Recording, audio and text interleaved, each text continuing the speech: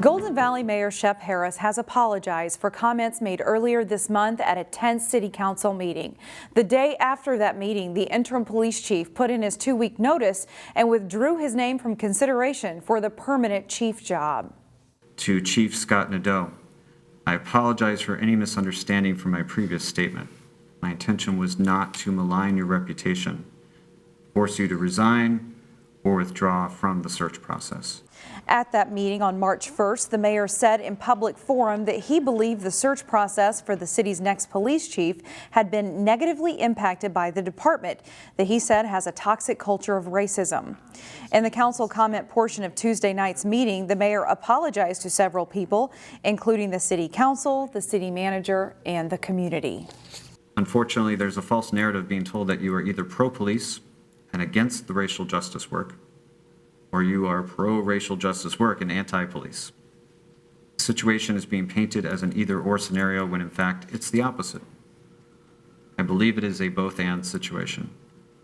We can support the police and support racial justice work. The city council did approve a contract for an outside investigation into the police chief hiring process. Meanwhile, Golden Valley has named an acting police chief until a new one is on the job. Operations Commander Alice White will serve in that role. She joined the Golden Valley Police Department last October after serving 17 years with Minneapolis Police. Golden Valley's next police chief is expected to be Virgil Green, pending background checks. Green has experience with police departments in Oklahoma and the Mid-South. With so many places lifting COVID restrictions, there's more of a sense of normalcy for the first time since the pandemic started.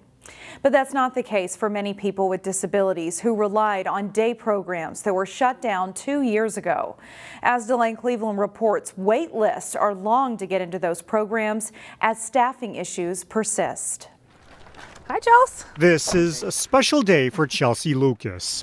You can say hi. Come in here first. Rather than spending the day at her Brooklyn Park group home, You take your jacket off. she gets some valuable one-on-one time with her twin sister, Nicole. Here. Can you show me how to do that? But Nicole is more than just a sister. Yeah. Chelsea is dependent on her for many facets of life. She has chromosome abnormalities, so she is deaf, she's nonverbal, she can say like one-syllable words, and she's autism and epilepsy, so she's got a whole lot of things. Good job, look at that. While this quality time is nice, Go out to eat. ideally, Chelsea would be taking part in a day program You miss seeing friends? where she could work and socialize with others. Yeah. That's what she did before the pandemic hit. She went 5 days a week, 9 to 2 or something like that. She had friends there. All right, here's the next one. In March of 2020, Chelsea's day program shut down, and due to staffing shortages, Tell me what color. she hasn't been able to resume those pre-COVID activities. 2 years without that have taken a physical and emotional toll.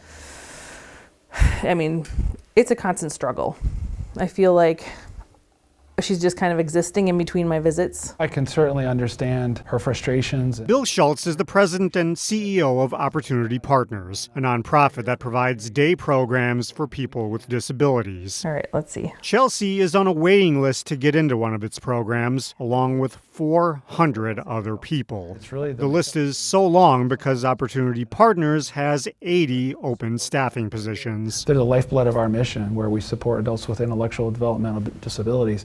And without them, we can't deliver our mission and support people in the community. So really, to provide those services to our community, we need that help from our legislators. It's why Nicole is trying to be a voice for Chelsea, Yes, I have. to help her get back to the life she had before the programs shut down. I hope that people who have the ability to make change don't forget them and work hard at bringing it back. Delane Cleveland, CCX News.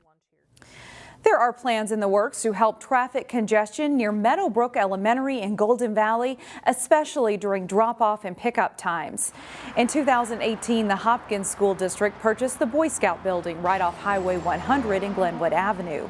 The district plans to use the property to create a drop-off and pickup area to prevent congestion on Glenwood Avenue and Turner Cross Road. The school district will also be moving the 5 sections of 6th grade away from the location to middle schools by the fall of 2023, which will also help relieve traffic congestion. A group of 8th graders in the Osseo School District made quite a first impression. In their first year of competition, the Osseo Mechanical Mayhem Robotics team qualified for a World Championship competition in Dallas, Texas. Photojournalist Adam Jukola got to check out their practice. So it's going to be not only a fun competition, but it's going to be one of these types of situations where these kids are going to remember this for the rest of their lives. It really didn't take shape until January. First 2 tournaments, the spot barely even moved. The kids just persevered. They overcame a lot of obstacles. The gist of the robot is it will go back and forward, and we can move the forearm. They can program the robot to basically guide itself. It's good for just life skills. I mean, you need to learn how to code. You can code it on the computer and tell it where to go. Pick it up. Yep. And put it on. Well, you get points based on rings and mobile goals in the balance beam over there, with the skills of working with a team and possible skills that will help us later with robotics. We're trying to give these kids the skill set to be competitive and to have an understanding of how this actually intertwines. For Worlds, we're going to Dallas, Texas. Teams from Taiwan, China, Japan, Iran. We're going to get the best from all around the world. It's definitely an honor. You really learn a lot from the experience. To see their imagination come to life is really rewarding. Pretty proud of myself and my team.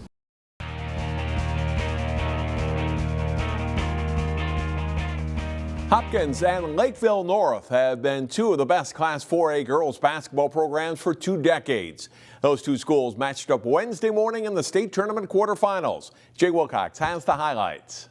Williams Arena, the site, as top seed Hopkins meets Lakeville North in the Class 4A girls basketball quarterfinals.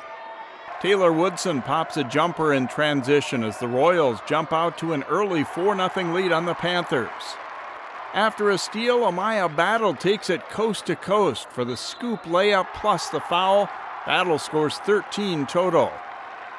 Woodson with a great effort for the offensive rebound, out to Liv McGill for 3 and a 21-14 Royals lead. McGill is on fire late in the first half. Another 3 helps the Royals to a 28-14 halftime lead. McGill scores 20 for the game. Second half, and Woodson drives to score plus the foul. She scores 14 as Hopkins advances to the semifinals with a 66-43 win. Jay Wilcox, CCX Sports. The Wayzata boys basketball team might be playing their best ball of the season right now, and it comes at a good time. The Trojans played for a section championship Tuesday night. Third-seeded Minneapolis South coming to Wayzata to take on the defending section and state Class 4A champion Trojans. Great start for Wayzata. Hayden Tibbetts with a drive and then kick to the corner to an open Drew Birkland. His three-pointer puts Wayzata ahead 7-0. A couple of minutes later, Birkland out top hits another 3. He scores 11 points in the first 5.5 minutes of the game, and it's 20-5 Trojans. Birkland with a defensive rebound and then a long pass ahead to Tibbetts, who scores on a layup. He finishes the night with 11 points. Spencer Hall knocks down a triple from the corner. 7 threes for the Trojans in the first half. They lead 36-10 at this point. Carter Bierke led the Trojans in scoring. He hits for 3.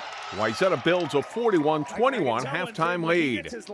Bierke scores 10 more points in the second half and 24 for the game.